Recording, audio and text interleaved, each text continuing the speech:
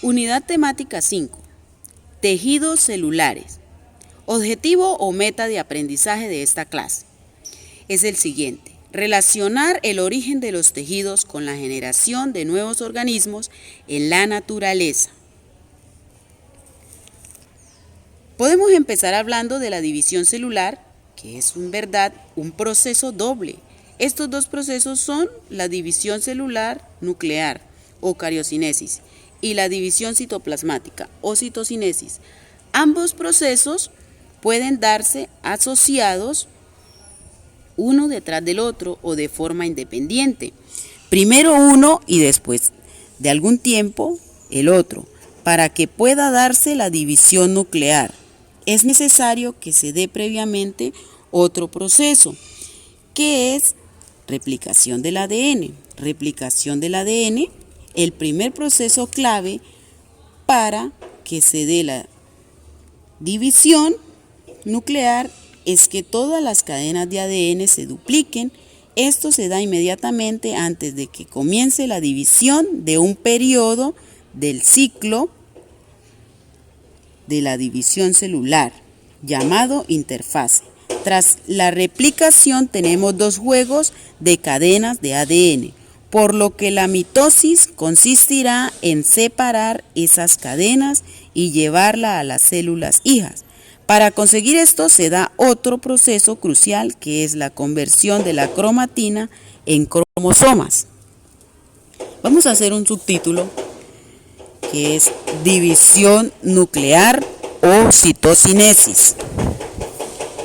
Consiste en 4 etapas: profase, metafase, anafase, telofase. En la primera etapa, que es la profase, comienza en la conversión de la cromatina en cromosomas, se duplican los centriolos y la membrana nuclear desaparece. Cuando ya ha desaparecido la membrana nuclear, los centriolos migran hacia los polos extremos de la célula, apareciendo entre las dos paredes de centriolos una serie de fibras de proteínas dispuestas de polo a polo, que reciben el nombre en conjunto de uso acromático. Los cromosomas ya formados se mueven y se unen a una fibra del uso por su centrómero. Un solo cromosoma por fibra, de manera que las cromatidas miran hacia los polos de la célula. Cuando se han unido, se van moviendo hasta situarse en el centro de la célula. En la célula vegetal no existen centriolos y a veces no se ve el uso de cromática.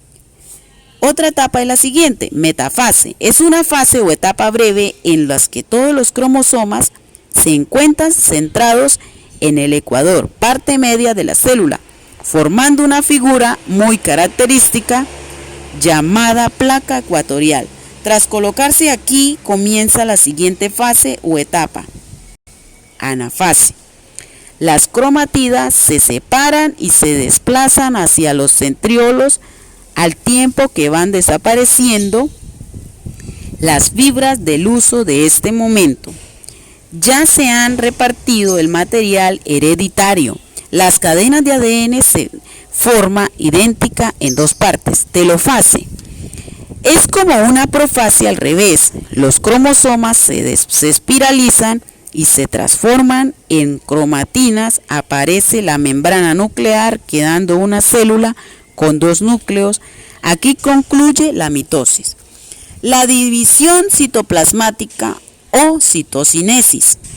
Vamos a hablar de lo siguiente: en la división del citoplasma en dos partes, con la repartición aproximada de los orgánulos celulares, y en las células animales se hacen por estrangulación, desde afuera hacia adentro, y en la célula vegetal se hace por crecimiento en la pared celular, desde adentro hacia afuera. El resultado final es que las células madres se han transformado en dos células hijas, idénticas genéticamente. La división celular es una parte muy importante en ciclo celular, en el que una célula llamada madre se divide para formar células hijas. Gracias a la división celular se produce el crecimiento de los organismos pluricelulares con el crecimiento de los tejidos y la reproducción vegetativa en seres unicelulares. Los seres pluricelulares reemplazan su dotación celular gracias a la división celular y solo están asociados en la diferenciación celular